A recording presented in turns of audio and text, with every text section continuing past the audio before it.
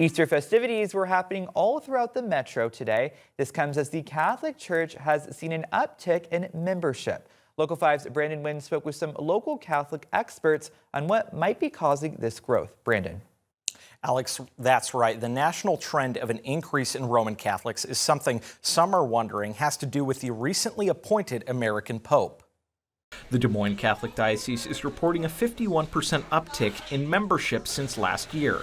And with Easter here, a new batch of converts has been welcomed into the church. Some experts are wondering what's causing the increase in people to become Catholic curious. With all the things going on in the world, war, hunger, all the scary things, right, that we can't understand and explain, and we can't always explain well to our own kids. I think that being in church where there's a kind of comfort. Dr. Christy Nabhan Warren is a professor in religious studies at the University of Iowa and an expert in Roman Catholicism. She feels the increase has to do with Roman Catholicism's focus on beauty, something that Protestant churches, she argues, lack. And I would say reversions, going back to the church, isn't for the theology, but they're thinking meta level. They're thinking the beauty, the community, right? Dr. Nabhan Warren says that Pope Leo being American has also helped the increase, but that factor is often overstated. In Ankeny, Our Lady of Immaculate Heart held their Easter Vigil, where new members were baptized after going through the confirmation process. Matthew Erickson expressed what drew him to the church. In addition to everlasting life, right, the other benefits, I guess, are the community in the church is amazing. Seeing an American Pope definitely, I think it probably did have a factor in a lot of people that may be joining the church. For me, I think it's an added benefit. And Our Lady of Immaculate Heart also shared how they've seen their own membership grow exponentially in recent years. A statewide program connecting Iowa schools with local food producers is in limbo as lawmakers begin work on the state budget. A non-budget bill would make the pilot program permanent, but funding hasn't been included in the actual budget. Local 5's J.D. Snover is in studio with more on why some farmers are pushing back. Yeah, Stephanie, that's exactly right. The proposal is part of the Choose Iowa initiative, and supporters say the cost is relatively small, but the impact could be big. Beth Hoffman and her husband owned land north of Albia, where they raise cattle and goats. They're part of a program called Choose Iowa, a statewide initiative focused on keeping locally grown food right here at home. But it's also, a sense of pride. Like we're excited that we are made in Iowa. Our products are made in Iowa. Choose Iowa includes several components, from marketing programs that label locally grown food in stores. When you go to the grocery store, most of the products you buy come from a global supply chain. And so farmers who are growing for their local communities are often at a disadvantage. And so having a place where you have a guaranteed market for an item grown in Iowa, that is a huge support for Iowa farmers growing food. 2 grants that help small producers expand, and a pilot program designed to bring more Iowa-grown food into school lunches. The schools are in effect like the largest restaurant you could possibly imagine in the state. And so they generate millions, if not billions of dollars a year that they're spending on food. But funding for that school pilot isn't included in the proposed state agriculture budget this year, largely because it only spends about $45 million, one of the smallest portions of the overall state spending plan. We don't get a terrible lot of money given the fact that Iowa is the kind of state that it is. So there's a similar program through Choose Iowa that supplies food banks, and that is included in the proposed budget at $200,000. Advocates say that same level of funding, which they call minuscule, could keep the school program alive. Stephanie. A mother is using her hurt to raise awareness about domestic violence. 33-year-old Martacia McKenzie was found dead in an apartment complex where her partner was shot and killed by police. Local 5's Alex Fulton has the message this mother wants to get out right now. Alex. Stephanie, Angela McKenzie says her daughter was in a toxic relationship and she and her partner often hurt each other. It was clear they weren't meant to be, but they just couldn't fully break up. I felt it in my heart he was gonna hurt her. And guess what? He did. Angela McKenzie wasn't surprised when her daughter Martasia was killed on Des Moines' south side. When you're in a toxic relationship, it only goes two ways. Somebody goes to prison or somebody end up deceased. In this case, two ended up deceased. It's because Martasia's on and off again partner, Jakar Jeffrey, changed when he got out of prison. He had demons, but my daughter knew he had demons. And she was really trying to help him, but he was so far gone. Martasia was found dead in an apartment, and police are investigating it as a homicide. When authorities arrived, Jeffrey had a knife and charged at Martasia's father and senior officer Noah DeVinny. The officer then shot and killed Jeffrey. My heart is crying. You never know what the definition of a heartache until you lose a child. A week or two before the incident, Jeffrey told Angela on a three-way call with Martasia that he was going to hurt his partner. I told my daughter every day up to her death, he gonna hurt you, walk away, he gonna hurt you. She's like, Mom, I know. But she was always trying to help. Angela recommends people in similar situations walk away before it's too late. Somebody has to be strong. Somebody has to be the strong one, because if not, you're gonna end up like this. And no parent should bury their child. Now, help is out there for victims of domestic violence. The Iowa Coalition Against Domestic Violence can connect victims with services like shelter and support groups. You can contact the number here behind me at any time for assistance. And DeSoto, which is about 20 miles west of the metro, is getting a new fire station. And the one that the fire department currently uses is like more than 40 years old. And the fire chief is saying that it's time for an updated building and also some new equipment. Local 5's Emma Stroner is live in studio this morning to share more about this new station. And Emma, also what the fire department is hoping to achieve by doing this. Yeah, Dana and Joseph. Fire Chief Adam Hilgenberg says there are some safety concerns with their current station, and the new station is going to be located at a better spot to get onto the highway or interstate if they need to. He says they started working on this just about a year ago, and getting a new station has been a relief.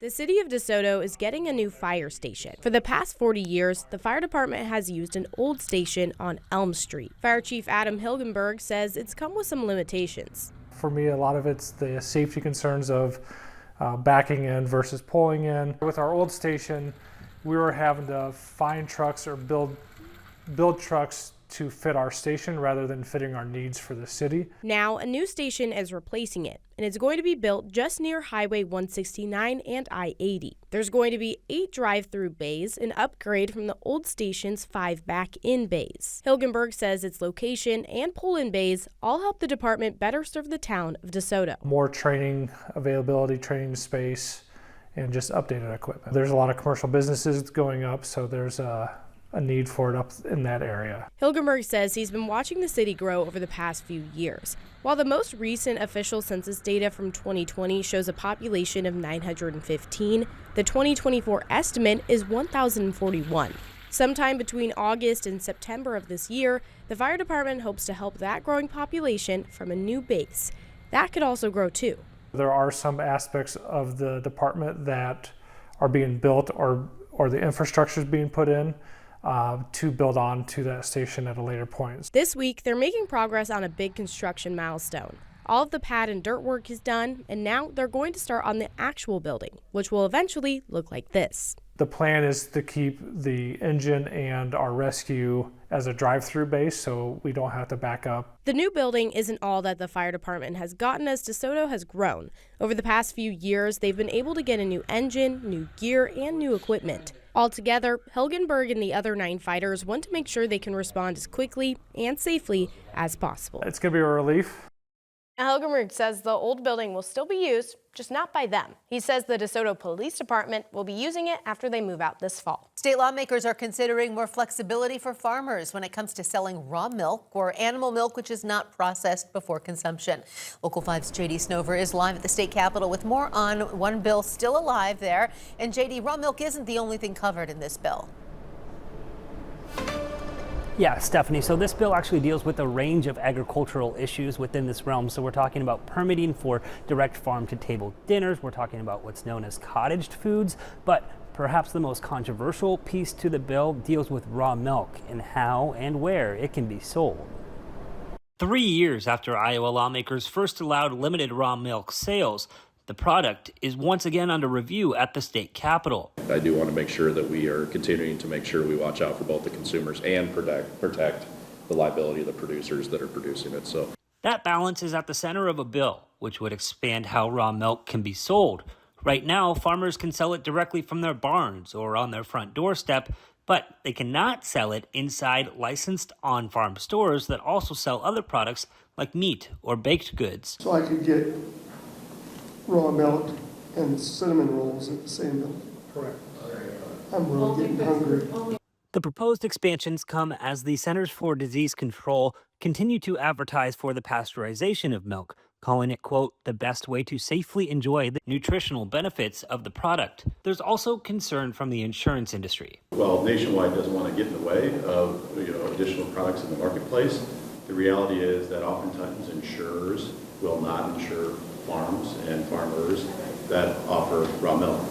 The company suggests clearer labeling to emphasize consumer risk. Similar to if you go to a restaurant and you see something on a menu that says consuming uncooked or raw fish, do so at your own risk. We'd like to do something like that as it relates to raw milk.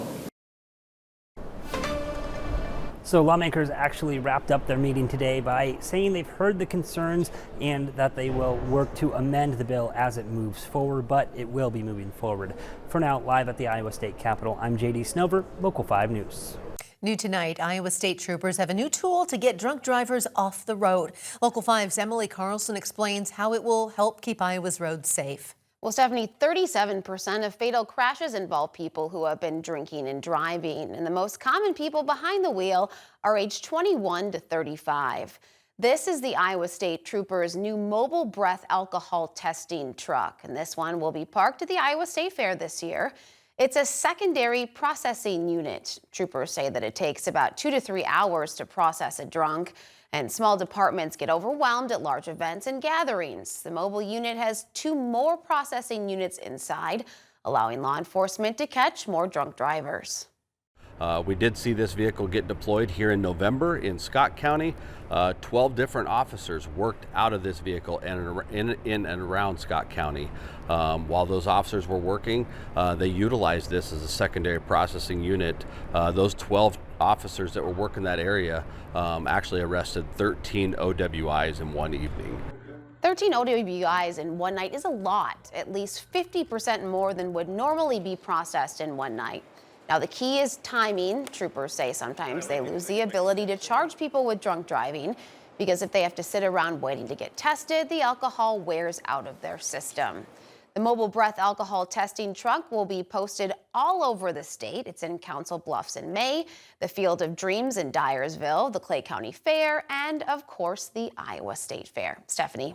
Well, Gen Z is drinking less liquor than previous generations. It's causing local bars and restaurants to rethink what they offer and how they operate. Local 5's Alex Fulton spoke with one restaurant manager already pivoting just months after opening. At Judges, more and more young people are skipping spirits. And I definitely have noticed an upwards trend in mocktail sales, non-alcoholic beverages in general, and so it's important to cater to those guests as well. Manager Connor Hayes has worked at different places on Court over the past decade. Recently, he's noticed a greater demand for alcohol-free options. The expectations of quality behind a mocktail have definitely gone up. You can't get away with just throwing some fruit and soda water into a glass. Nationally, among Generation Z, alcohol consumption is down at 25% compared to 2018. That's according to the Iowa Restaurant Association. Studies show that almost half of Gen Z age folks would prefer to stay home on a typical weekend night. Less liquor is a big problem as alcohol sales are a major moneymaker. Margins, quite frankly, are just quite a bit better on alcohol than they are for food, so it's huge to help fluctuate the costs of running a kitchen as well. To accommodate changing behaviors, Jessica Dunker with the Iowa Restaurant Association expects bars to offer more experiences. I think you're going to see more bars in particular doing things to draw you out beyond just having you eat and drink. Potentially the game nights, the karaoke. Judges went from offering one mocktail when it first opened in September to a menu of 4. A lot of times we'll even be doing like a feature mocktail. We carry several different types of non-alcoholic beers.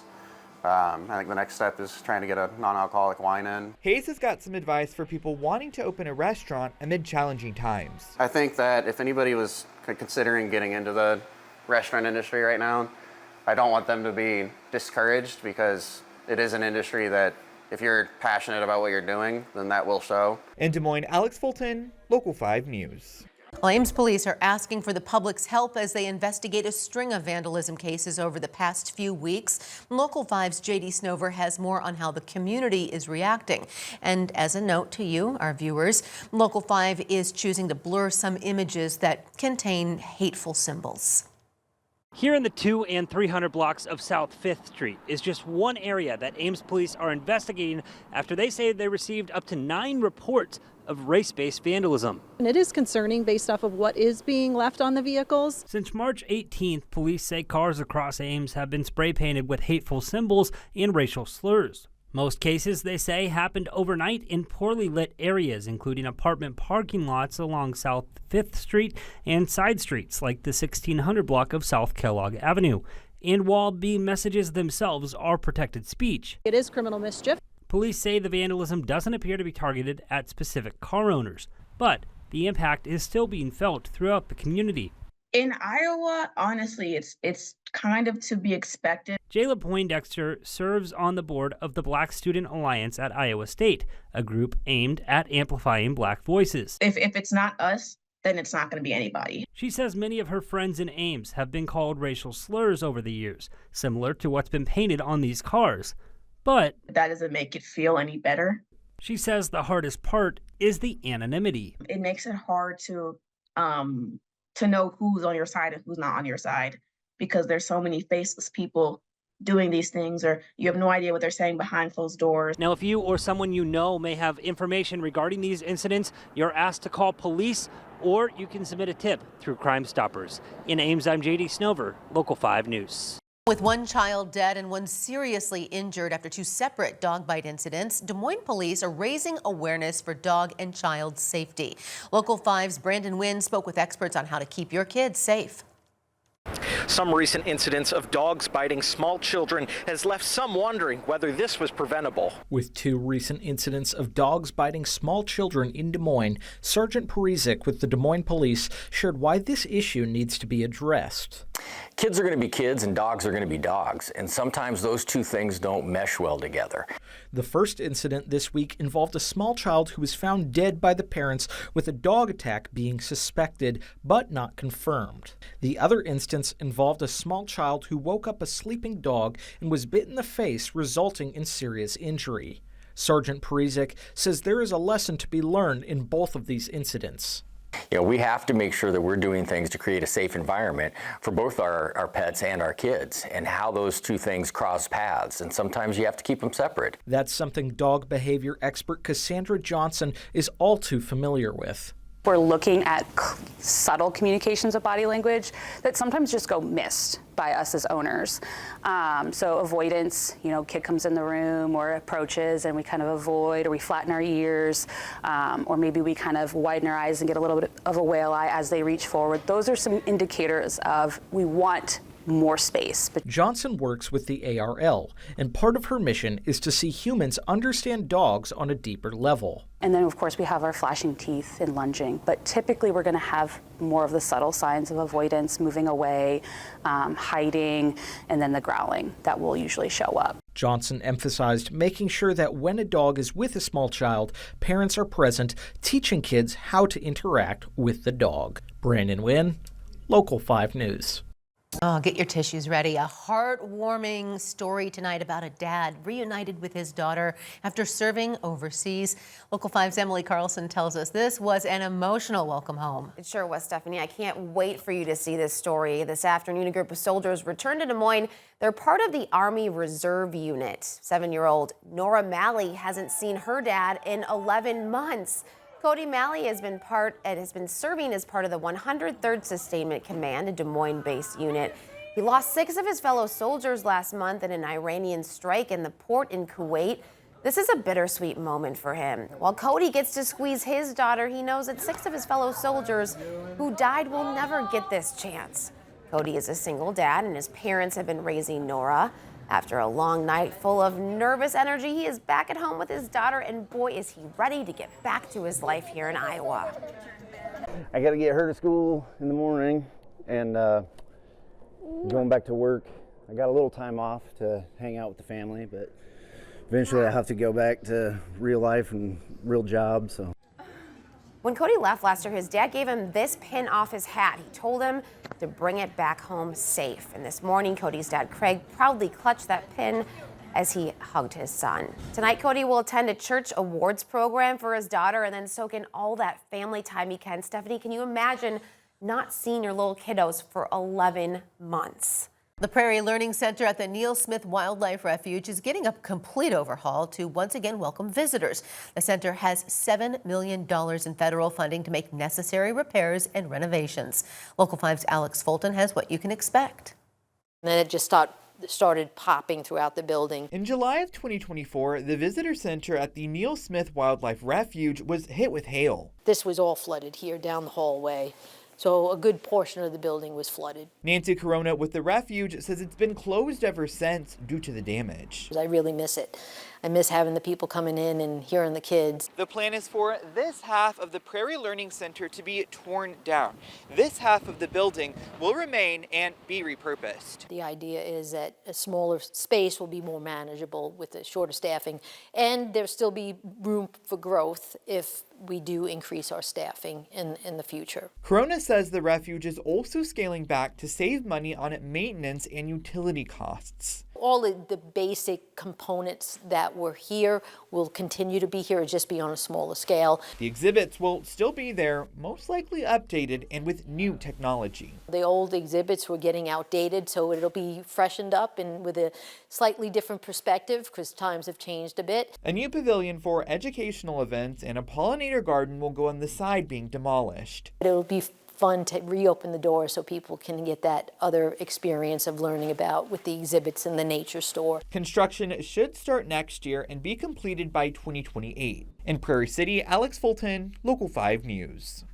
The woman accused in the cold case murder of West Des Moines realtor Ashley Oakland is scheduled to be in court tomorrow. Local 5's J.D. Snover joins us now with new details released in this case. Yeah, Stephanie, plenty of documents released today, and they say that Kristen Ramsey has an arraignment hearing on the docket tomorrow, where she will formally enter a plea and decide whether to waive her right to a speedy trial. But the unusual part, one local legal expert tells me, is that 2 other hearings also scheduled in the case in the same day.